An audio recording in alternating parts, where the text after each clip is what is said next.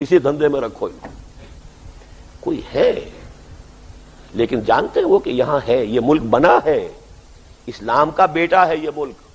حضرت سلمان کی طرح کہ جب ان سے پوچھا جاتا تھا آپ کا نام کیا ہے، سلمان فارسی رضی اللہ تعالی عنہ، وہ کہتے تھے سلمان۔ اب عرب کے لیے یہ نام نامکمل ہے جب تک کہ ابنیت ساتھ نہ ہو۔ بیٹے کس کے؟ سلمان ابن، کس کے بیٹے؟ وہ کہتے تھے سلمان ابن اسلام، میری ولدیت اسلام۔ تو پاکستان کی ولدیت اسلام ہے۔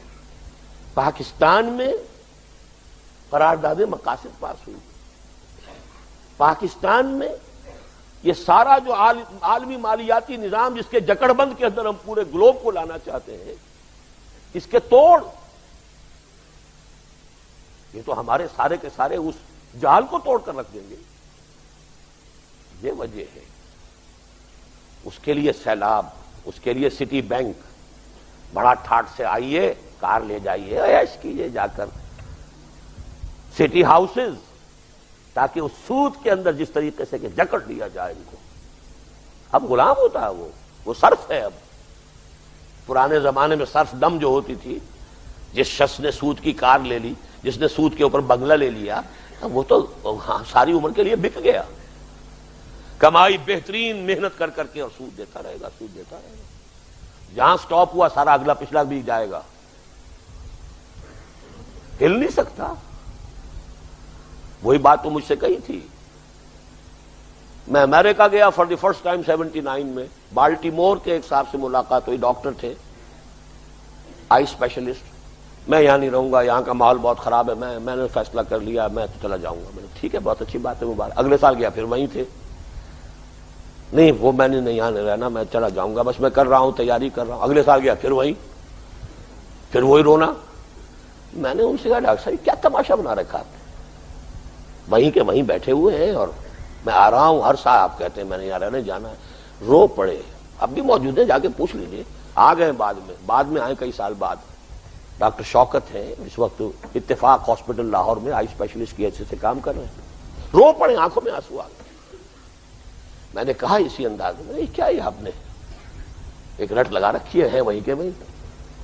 میں نے ڈاکٹر صاحب یہ لوگ 200 سال قبل افریقہ سے جب پکڑ کر لائے تھے، جن کو یہاں غلام بنایا، انہیں لوہے کی زنجیروں میں جکڑ کر لائے تھے، اور ہمیں انہوں نے یہاں سونے کی زنجیروں میں باندھ دیا۔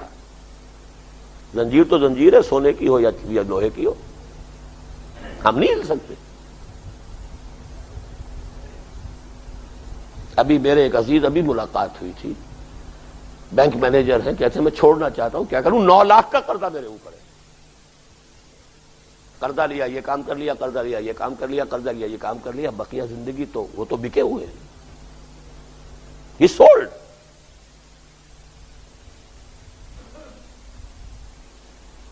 اس جکڑ بند میں یہ ملک جو ہے تیزی کے ساتھ اب آنے والا ہے۔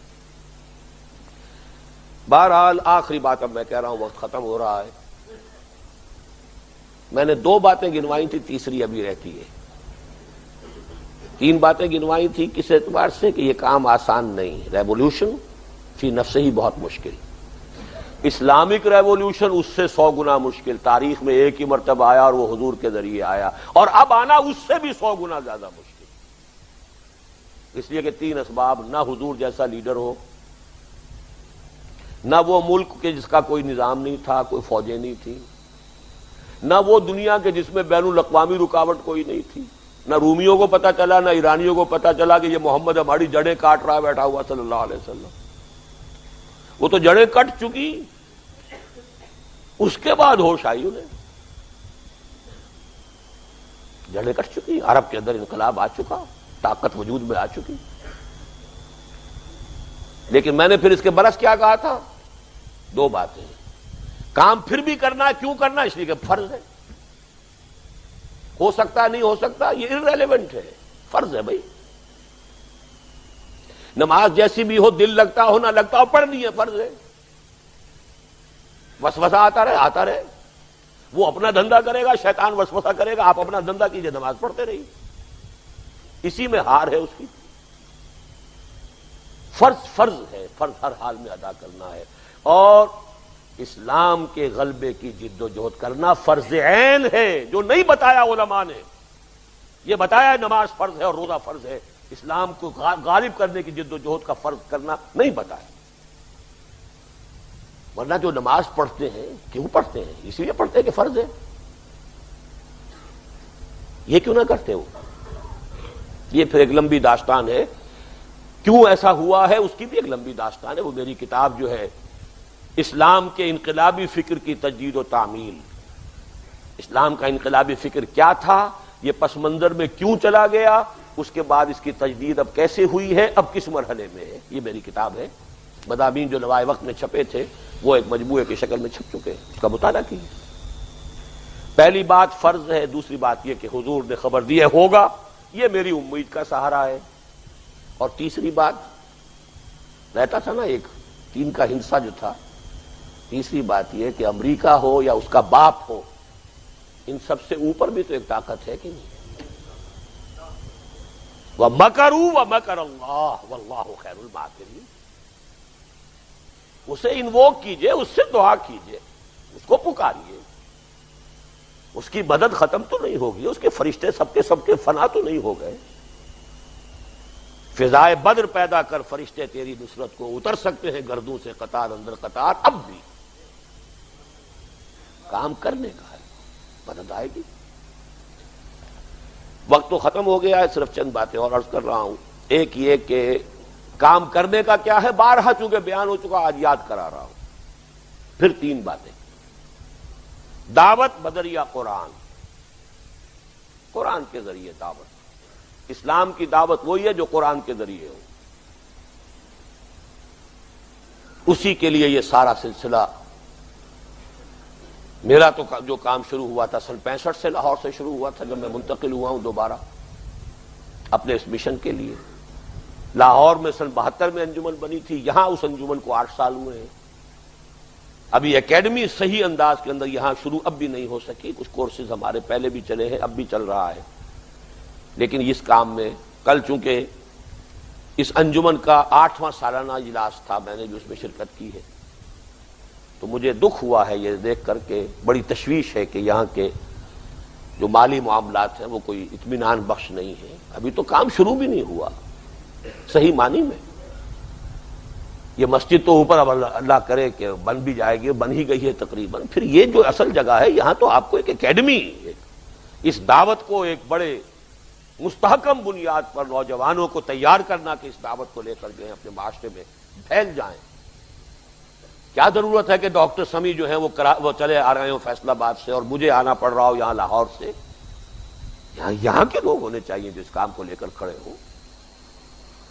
یہاں سرمایہ کی کمی نہیں ہے، یہاں ٹیلنٹ کی کمی نہیں، کس چیز کی کمی ہے؟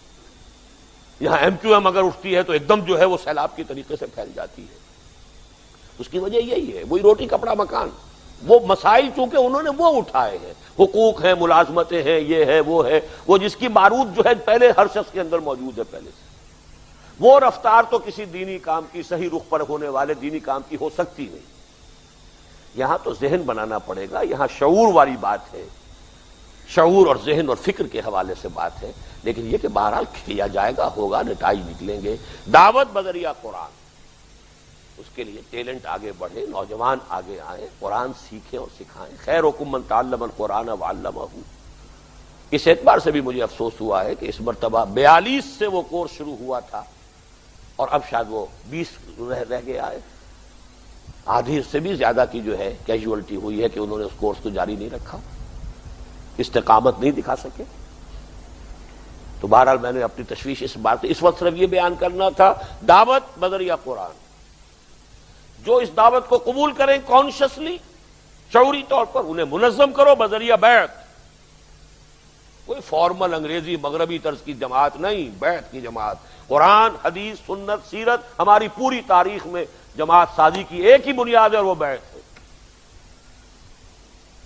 حضور نے بیعتیں لی، خلافت قائم ہوئی تو بیعت پر ہوئی، حضرت حسین میدان میں آئے تو بیعت کی بنیاد پر آئے، پھر صوفیاء نے کام کیا تو بیعت کی بنیاد پر کیا، پھر سید احمد بریلوی شہید انہوں نے اگر جہاد شروع کیا تو بیعت کی بنیاد پہ کیا. ہمارا کام تو جو ہے جماعت سازی، جمع کرنا، لوگوں کو جمعیت بنانا، وہ بیعت کی بنیاد پر ہے.